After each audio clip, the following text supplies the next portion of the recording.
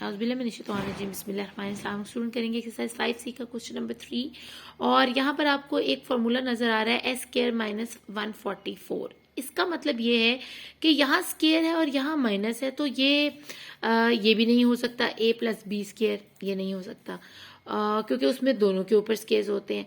अब ये देखें और यहाँ माइनस है और यहाँ प्लस है। अगर हम देखें कि ये a माइनस बी स्क्वायर है तो ये वो भी नहीं है, ठीक है। और वो ऐसा क्यों है? क्योंकि ये वैल्यू जो है ना, ये भी स्केयर में, यहाँ स्केयर में होकर आई हुई है। तो इसको हम देखते हैं कि ये क्या है। ये है ए स्केयर माइनस बी स्केयर, ठीक है। तो यही है हमारा फॉर्मूला। यहाँ जो अप्लाई हो रहा है वो हो रहा है ये थर्ड वन फॉर्मूला, और इसको हमेशा एक्सपैंड हम करते होते हैं इस तरह के। इसमें ए भी 2 दफा है, बी भी 2 दफा है, तो हम इसको ऐसे लिखते होते हैं। ए को एक दफा, ए बी को हम माइनस प्लस के साथ लिख देंगे एक दफा, और एक दफा माइनस के साथ लिख देंगे। इस फॉर्मूले को एक्सपैंड इस तरह करते हैं। तो हमें एज इट इज इसी को करना है। हमने पहले इसको इस फॉर्म में लेकर आना है, यानी इसको भी स्क्वायर में लाना है, ठीक है। और फिर उसके बाद इसका परफेक्ट स्क्वायर भी ढूंढना है, और उसके बाद इसको इस तरह एक्सपैंड करना है। एस स्क्वायर को हम इसलिए ऐसे लिख रहे हैं क्योंकि यहाँ पर एस जो है उसकी वैल्यू हमें नहीं पता, इसलिए हम इसको स्क्वायर के साथ ही हमेशा उतारते हैं। माइनस 44 अगर आप अपने कैलकुलेटर पर जाके इस तरह की देखेंगे, वहां पर एक्स और ऐसे लिखा होता है, ठीक है। इस तरह की होती है, वहां 144 लिखें और इस की को प्रेस करेंगे तो आपके पास क्या निकल आएगा? उसका परफेक्ट स्क्वायर निकल आएगा। तो अगर मैं यहाँ पर इसका परफेक्ट स्क्वायर निकालूं तो 12 को 12 से जब हम मल्टीप्लाई करते हैं इटसेल्फ तो 144 होता है। तो इसका मतलब ये है कि इसका परफेक्ट स्क्वायर है 12। अब हमारे पास s भी 2 दफा है और 12 भी 2 दफा है, तो हम इसको इस तरह एक्सपेंड कर सकते हैं, एक दफा प्लस के साइन के साथ, एक दफा माइनस के साइन के साथ। तो यहाँ हम s और 12 को एक दफा प्लस के साथ लिखेंगे और s और 12 को अगेन एक दफा माइनस के साथ लिखेंगे, तो हमारा आंसर निकल आएगा। अब यहाँ 36 स्क्वायर पड़ा हुआ है हमारे पास, और यहाँ 25 है, इसको भी हमें स्क्वायर में लेकर जाना है। तो इसका परफेक्ट स्क्वायर क्या होगा हमारे पास? ये होगा, इसको भी परफेक्ट स्क्वायर में पहले लें। 36 का परफेक्ट स्क्वायर होता है 6 इंटू 6 करें तो 36 आता है, तो 62 माइनस 25 का परफेक्ट स्क्वायर है 5 इंटू 5 करें तो हमारे पास 25 आता है। तो हमारे पास इस वक्त ये भी एक स्क्वायर वाली वैल्यू आ गई, ये भी आ गई। अब इन दोनों वैल्यूज को हम एक दफा प्लस के साथ और एक दफा माइनस के साथ इस तरह एक्सपैंड कर देंगे।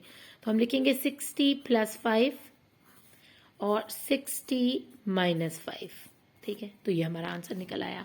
अब यहाँ देखते हैं 225 है। अगेन आप कैलकुलेटर पर जाकर इस वाली की को प्रेस करेंगे 225 लिखने के बाद, तो आपके पास इसका परफेक्ट स्क्वायर निकलेगा विच इज 15, ठीक है। और माइनस का साइन करेंगे और 49 का परफेक्ट स्क्वायर निकलेगा 7, क्योंकि 7 को इटसेल्फ करने पर 49 आ जाता है। अब देखिए, अब ये एक्सपेंडेड फॉर्म है, ये आंसर्स हैं जिनको हम वापस रिड्यूस कर रहे हैं और फॉर्मूले में एक्सपेंड कर रहे हैं दोबारा ले जाकर। तो अब 15 भी स्क्वायर के साथ है, 7 भी स्क्वायर के साथ है, तो एक दफा प्लस में और एक दफा माइनस में हम इनको उतार लेंगे। 15 प्लस 7u और 15 माइनस 7u। तो ये हमारा आंसर है। होपफुली आपको अच्छे से समझ आ रही होगी मैं क्या बताना चाह रही हूँ। अब आगे फिर चलते हैं। इसका और इसका हम परफेक्ट स्क्वायर ढूंढते हैं। 49 का परफेक्ट स्क्वायर होता है 7। आपको भी कैलकुलेटर की जरूरत नहीं पड़ेगी जब आप इसकी प्रैक्टिस कर लेंगे। आपने क्या करना है, एक दफा एक पेज के ऊपर 1 multiply by 1, 2 multiply by 2, 3 multiply by 3 को अप टू 15 तक कर लें, ठीक है। तो जो जो आपके पास आंसर्स यहाँ आएंगे ना, उनको आपने जहन में बिठा लेना है कि अगर 1 बाय 1 करें तो 2 आता है, सॉरी 1 आता है, और 2 बाय 2 करें तो 4, 9, इस तरह इनके परफेक्ट स्क्वायर निकलना शुरू हो जाएंगे आपके पास। और 15 का परफेक्ट स्क्वायर होगा 225, ठीक है। तो 15 तक अगर ये सारी लाइन याद की हुई परफेक्ट स्क्वायर की, तो आपको कैलकुलेटर की जरूरत नहीं, आप बस टक टक टक टक अपना क्वेश्चन सॉल्व करना शुरू कर देंगे। बस आप इस तरह इनको परफेक्ट स्क्वायर करके देखें। परफेक्ट स्क्वायर का मतलब होता है अगर एक फैक्टर को इटसेल्फ एक दूसरे के साथ मल्टीप्लाई किया जाए तो जो आंसर आता है वो उसका परफेक्ट स्क्वायर होता है। जो आंसर निकलता है उसका ये परफेक्ट स्क्वायर होता है। अब यहाँ लिख लेंगे w स्क्वायर के साथ, माइनस 81 का होता है 9, यानी 9 9 जा करें तो 81 आता है, और एक्स स्क्वायर। अब दोनों हमारे पास ये स्क्वायर वाली हैं, लेकिन पहले हमने इनको क्यों इस तरह किया? क्योंकि इनको इनकी सिंपलेस्ट फॉर्म तक लाना जरूरी था। ये ऑलरेडी एक्सपेंडेड में पड़ी हुई थी, स्क्वायर्स तो थे इनके पास। क्या आप ये कह सकते थे कि मैम आपने यूं क्यों नहीं किया कि 49 और 81 को एक दफा माइनस के प्लस के साथ और एक दफा माइनस के साथ लिखा? तो नहीं बेटे, आपने पहले इसको वहां तक लेकर जाना है कि इसकी सिंपलेस्ट फॉर्म आ जाए ना इसके भी अगर कोई परफेक्ट स्क्वायर्स हैं तो उनको कर लें। अब 7 का कोई परफेक्ट स्क्वायर नहीं है और 9 का 3 है, तो अगर मैं इसको मजीद करना चाहूँ ना तो मैं इसको मजीद भी कर सकती हूँ, लेकिन क्योंकि मैं एक ही स्टेप आगे जाऊंगी तो हमारे लिए इनफ है इसको इस तरह बनाना। अब इसको हम एक दफ़ा 7w minus 9x sorry plus के साथ उतार लेंगे और एक दफ़ा इसको माइनस के साथ उतार लेंगे। माइनस लिख लेते हैं, माइनस के साथ लिख लेते हैं। तो ये हो गया हमारा आंसर। अब क्वेश्चन नंबर 4 की तरफ हम चलते हैं और इसके सिर्फ ओनली 2 पार्ट्स हैं, ए एंड बी, और यहाँ उन्होंने आपको स्क्वायर के साथ कुछ वैल्यूज हैं जो उन्होंने दी हुई हैं। अब यहाँ हमने क्या करना है, ये वाला स्टेप उन्होंने दिया हुआ है आपको यहाँ पर। इस स्टेप के बाद हम क्या करते होते हैं, एक दफा इसको प्लस के साथ उतारते होते हैं, एक दफा माइनस के साथ उतारते होते हैं, और इसके बाद इस वाले स्टेप के बाद हमने इसको यहाँ पर लेकर चले जाना है।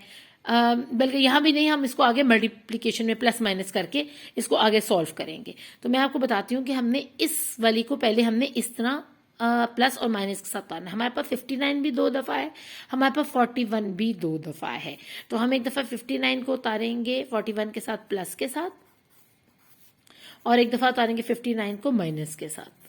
ठीक है, अब देखें ना, ए स्क्वायर माइनस बी स्क्वायर वाला फॉर्मूला। इसका मतलब ये होता है कि आप इसको ऐसे उतारें, एक दफ़ा प्लस के साथ इन दोनों को और एक दफ़ा माइनस के साथ। जब आपको ये फॉर्मूलाज तीनों आते होंगे ना, फिर आपके लिए कोई मुश्किल नहीं है क्वेश्चंस को करना। अब देखिए 59 में से हमने प्लस किया 41 तो हमारे पास आ गया 100, ठीक है, और 59 में से 41 माइनस किया तो हमारे पास आ गया 18। अब अगर इन दोनों के बीच में कुछ नहीं है तो इट मीन्स कि ये दोनों मल्टीप्लाई हो रहे हैं, क्योंकि ये प्रिंथेसिस भी यही शो करती हैं। ठीक है ना, जब इन दो नंबर्स के दरमियान में कुछ नहीं तो इट मीन्स यहाँ पर मल्टीप्लिकेशन का साइन है। तो हम 100 को 18 से मल्टीप्लाई करेंगे तो हमारे पास आंसर आ जाएगा 1800। बड़े मज़ेदार क्वेश्चन हैं, बड़े मज़े से करने वाले हैं। बस आप थोड़ा सा जो है ना इसको फोकस करें और कॉन्सेंट्रेशन अपनी जो है ना इस तरफ करें कि हमने ढूंढना क्या है, हमें कहा क्या जा रहा है।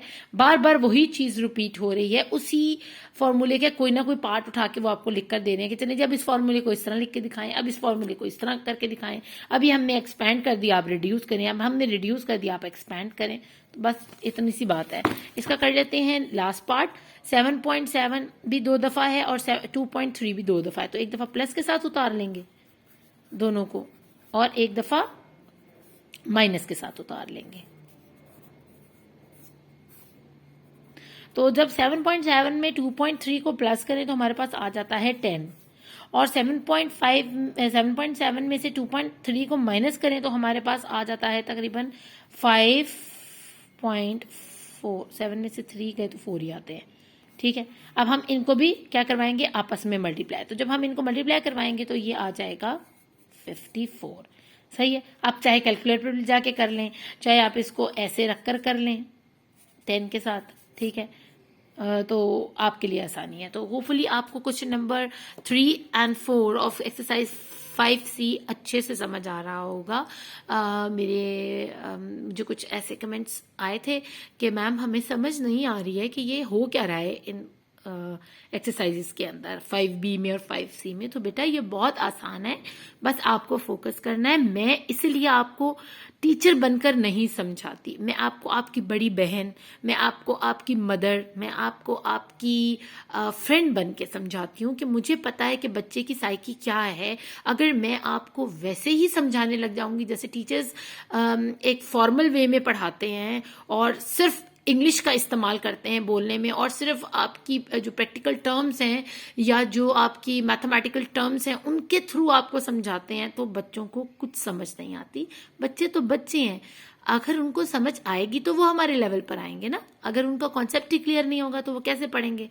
तो मेरी ये छोटी सी कोशिश, इसीलिए मैं अपने बिजी स्केड्यूल में से ये टाइम निकाल कर आप लोगों के लिए छोटी छोटी वीडियोस बनाती हूँ, ताकि जो हमारी गैरिजन के बच्चे हैं ना वो सबसे आगे निकल जाए मैथ के अंदर और उनके कॉन्सेप्ट कंप्लीटली क्लियर हो जाए। सारे बच्चे एक जैसे नहीं होते, हमारे स्कूल के बच्चे बहुत ब्रिलियंट हैं, लेकिन कुछ बच्चे ऐसे हैं जो थोड़े से वीक होते हैं। मैं भी बचपन में वीक थी मैथ में, तो ये इतनी कोई बुरी बात नहीं है, सबके साथ ऐसा होता है। लेकिन अगर आप को मेरे इस पढ़ाने से थोड़ी हेल्प मिलती है तो काइंडली आप सिर्फ मेरा एक ये काम करें, अगर आपने चैनल सब्सक्राइब नहीं करना, गुड, इट्स गुड इनफ, लेकिन अगर आप आप मेरी ये चीज़ किसी और को सजेस्ट कर देते हैं कि मैम हमें इस तरह समझाती हैं, तो उनके लिए थोड़ा सा हेल्प हो जाएगा ना।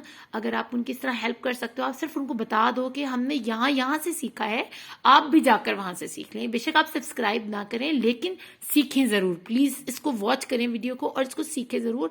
मेरा मकसद चैनल को ट्रैफिक देना या उससे पैसे कमाना नहीं है। मेरा मकसद उन बच्चों को पढ़ाना है कि हमारा जो गैरिजन का लेवल है बच्चों का, वो चैम्प्स बने मैथ के और वो सब कुछ अच्छे से कर सकें। तो इतने बड़े लेक्चर का मकसद ये था कि बच्चों वीडियो को गौर से देखा करो और मैथ से बिल्कुल घबराना नहीं है। ये बहुत आसान और बड़े मज़े की चीज़ है। अपना खूब ख्याल रखिएगा। अल्लाह ने के बाद।